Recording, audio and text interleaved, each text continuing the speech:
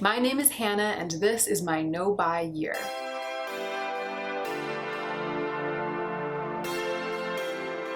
So I've been wearing this smudgy, smoky, sooty eye look a lot over the past couple of weeks, and I've gotten some requests to film a demonstration of myself applying this eye look. It's especially compelling, I think, because it's a one shadow look. I just used a single eyeshadow for this look. This month I have discovered a new favorite, an eyeshadow that I really, really love using for this look. It works super well, and this is it. It's in the Jaclyn Hill palette, and it's kind of the odd one out in this palette. It's a little bit of a weird shadow. It's the one that I've heard a lot of people complaining about. It's this shadow here called 24/7. And I vaguely remember that when this palette was released, Jaclyn Hill talked a lot about this shadow being a different formula. It's a formula that has micro glitters in it. It's much stiffer, and she said you have to apply it with your finger, it won't pick up on a brush. And because of that, I think I saw a lot of bewilderment around that time about what this shadow is good for. Well, I will tell you what it is good for. It's good for this kind of thing. It's good for a look where you need kind of a stiff, oily eyeshadow rather than a super fluffy, blendable, creamy eyeshadow, which is what tends to be popular these days. So I have a few eyeshadows in my collection that work really well for this kind of thing. They're kind of sticky and dry in a weird way, sticky, dry, oily shadows, instead of being those kind of super soft, creamy, buttery eyeshadows. And when you see the demonstration, you'll understand why a shadow like this works better for this kind of look. I particularly like the micro glitter in this shadow because it leaves my lids looking a little bit dewy, a little bit kind of oily. That glisten is the glitter. The glitter is so fine that it ends up looking kind of like a sheen, almost like a gloss in a way. I don't know if the camera is really picking that up, but that's the thing I really, really love about this one eyeshadow in the Jaclyn Hill palette for this look. But you can try it with anything. You could even try it with your super creamy eyeshadows. If you're careful, I think you could still get it to work. Just maybe not with the exact technique that I'm going to demonstrate. But I have been doing this with all sorts of different kinds of shadows. Not all of them are looks that I've shown on camera, but I've done it with kind of a smoky, smoldery green. I've done it with all different shades of bronze. That's been my favorite lately. I've done it with a couple of different duochromes, and all of them have come out really well. I even tried this with some of my Urban Decay Moon Dust shadows, those really glittery shadows, and it worked. I had to use a little bit of glitter glue on the lid to get them to stick, which I definitely don't have to do with this eyeshadow, but it still worked and it still looked great. So I encourage you to try this technique with all different finishes of eyeshadow and all different colors of eyeshadow. I've been wearing a version of this look several times a week over the past month or month and a half, and I've worn it on several different types of occasions, and I've just been absolutely loving it. So I can't wait to show it to you. Let's go ahead and get into the meat of the video. So I already have put eye primer onto my eyelids. I used the Urban Decay Anti-Aging Primer Potion, which I keep thinking is finished, and then I keep getting another use out of it. I feel like eye primer literally lasts forever. But I put it on like 5 minutes ago. I have really let it sit and set. It's no longer tacky at all. So it's there to help hold on to the shadow, but it's definitely not going to make it difficult to blend the shadow. And I'm not going to set it with a powder. This is absolutely a one eyeshadow look. So that right there is a close-up of the eyeshadow I'm using. It's called 24/7, and this is the Jaclyn Hill Morphe palette. So I'm just going to take that on my ring finger, and I'm digging pretty well into the shadow. I'm getting like a good coat of it onto my finger.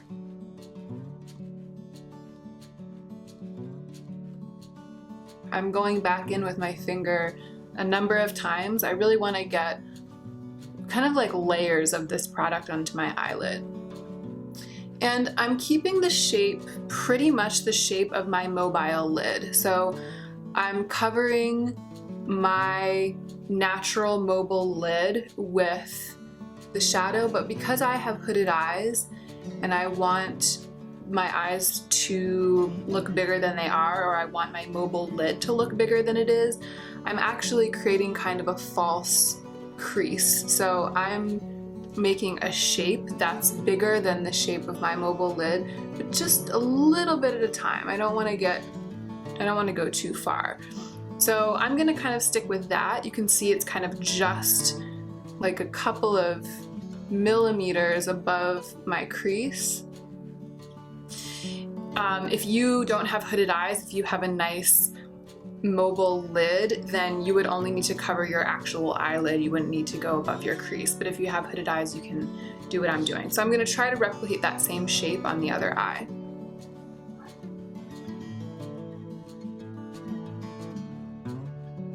You can already kind of see the sheen that this shadow has from its micro glitters, and by the number of times that I'm dipping back into it with my finger, you can get a sense of how relatively stiff it is, especially compared to the really, really soft and powdery shadow formula that has become so popular lately.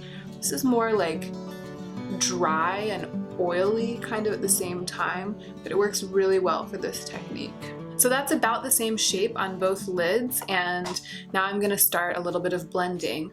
I'm going to go slowly. So I'm going to start with a stiff brush. This is kind of the opposite of how we frequently do eyeshadow. We frequently start with the biggest, fluffiest brush up towards the brow, and we diffuse shadow and we diffuse shadow and blend and blend and blend, and then we start using denser brushes the closer that we get to the lash line. I'm going in the opposite direction. So I'm starting with my densest brush, and I'm just going to start by buffing out the edges of those shapes that I just made on my lids.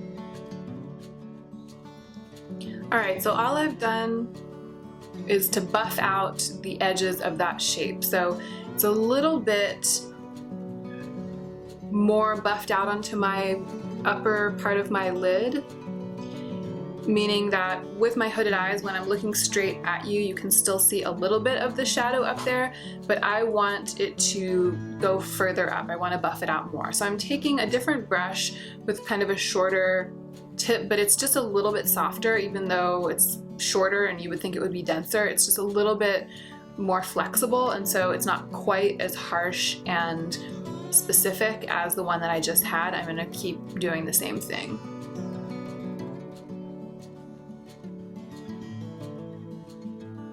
But again, there's no eyeshadow on this brush, and there wasn't any eyeshadow on that brush either. I'm just using the clean brushes to buff out the shadow.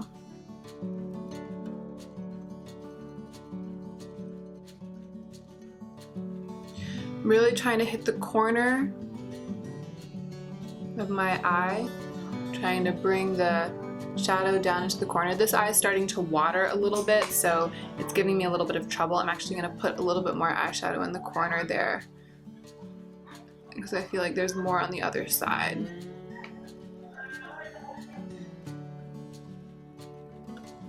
Yeah, I'm gonna have to go, see how it's getting patchy? I'm gonna have to go back in at the end and deal with that, but for now I'm just gonna leave it because a watery eye is a watery eye. There's nothing you can do to stop it, in my experience.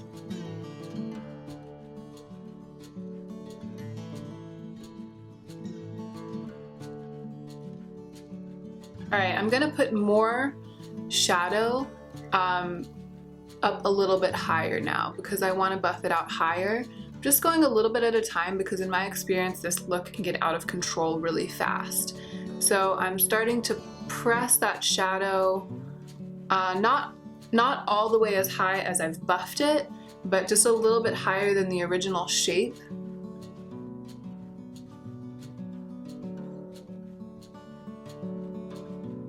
But I'm pressing a less intense layer of it than I had put all over my lid to begin with.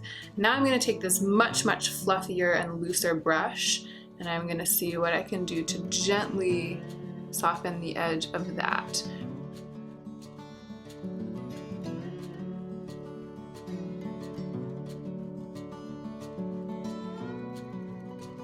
Now, because this shadow is so stiff and oily, it's not blending very easily, and I like that about it for this look. I feel like it's less risky. If I did this with an Anastasia matte, for example, it would have just blended out all over my lid by now, and it would just be a big giant mess. It would be harder to make it have this kind of gradation.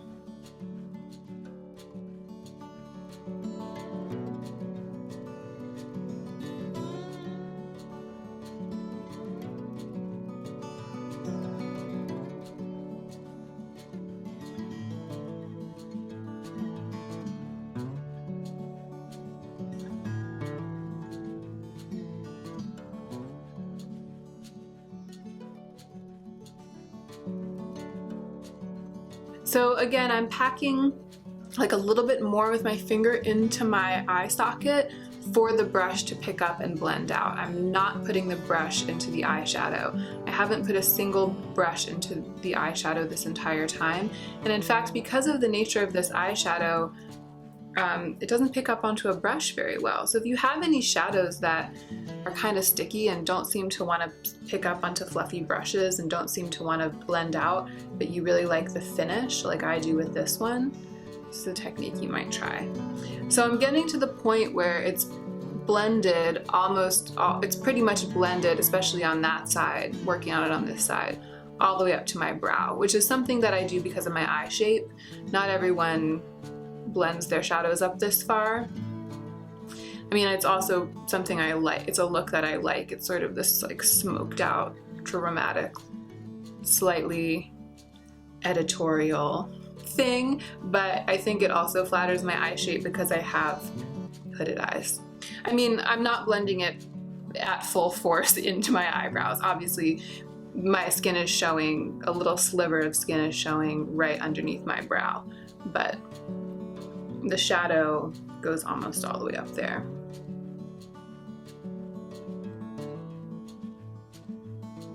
All right, I'm pretty happy with that. I'm gonna pack a little bit more into the outer corner. I'm gonna try on this side. I feel like my eyes stopped watering, so maybe the eyeshadow will stick. It's having a hard time. All right, this is one of my favorite brush shapes, this little flat guy. And I'm actually gonna go ahead and start by packing with this flat brush into the outer corner. So now I'm dipping this brush into the eyeshadow. All right, so that brush did what my finger wouldn't on that spot that had been worn away by my watery eye. I'm actually gonna go ahead and kind of work it into my eyelashes, the same eyeshadow, of course. And I'm also going to use this brush to bring a little bit of shadow into my inner corner.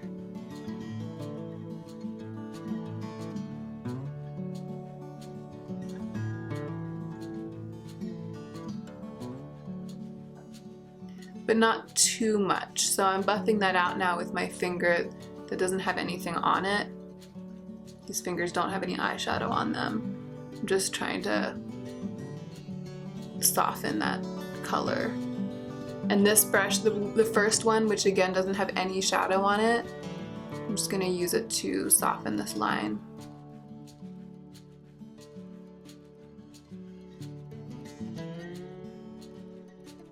And my very, very, very inner corners I'm keeping free of shadow. If I really wanted to create more contrast, I could put some concealer there later. I'm gonna decide later. So, same little flat brush, same eyeshadow of course, and I'm gonna run that along my lower lash line.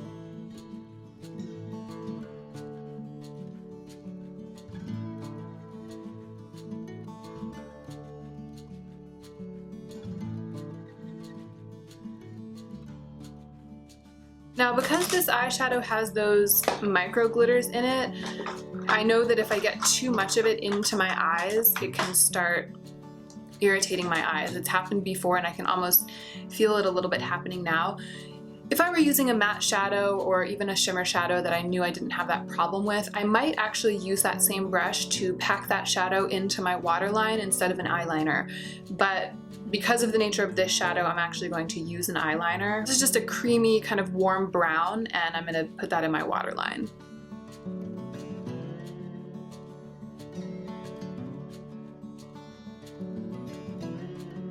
I'm going to tightline while I'm at it.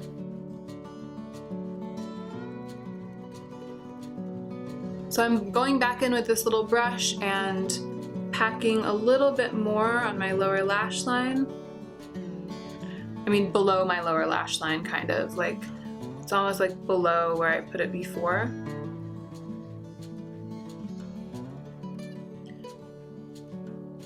But I'm only going about 2/3 of the way in. I'm not bringing it all the way in to my tear duct.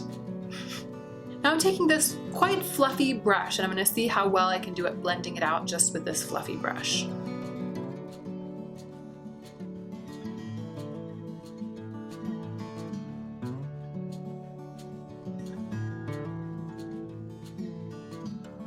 So the fluffy brush has blended almost all of that eyeshadow away, but it's also given me kind of a light gradient pretty far down underneath my eye, which is what I wanted. So I'm going to put more shadow back.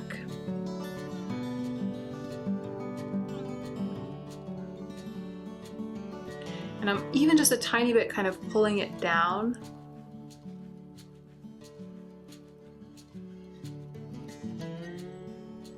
To blend into that gradient. I actually don't really mind if it gets patchy or messy. I mean, I do mind my watery eye really messing things up, but it's not that bad, and of all the looks to have a little patchiness, this is the one where it works the best.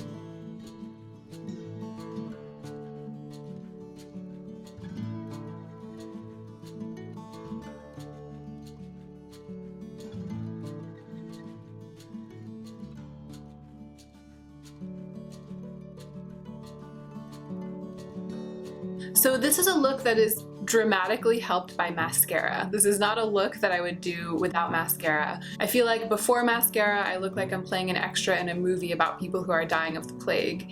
And that's right about where I am right now, which means that when I put mascara on, it's gonna look awesome. So I'm gonna go ahead and do that. I'm starting with kind of a dried out volumizing mascara towards the base of my lashes.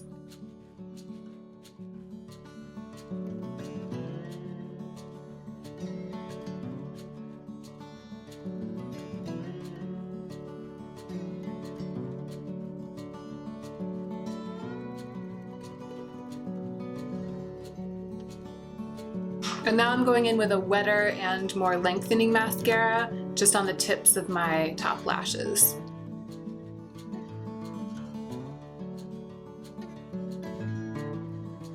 Okay, so it's still a little messy, but I think that the mascara helped to take this look from "is that girl okay" to wearable editorial.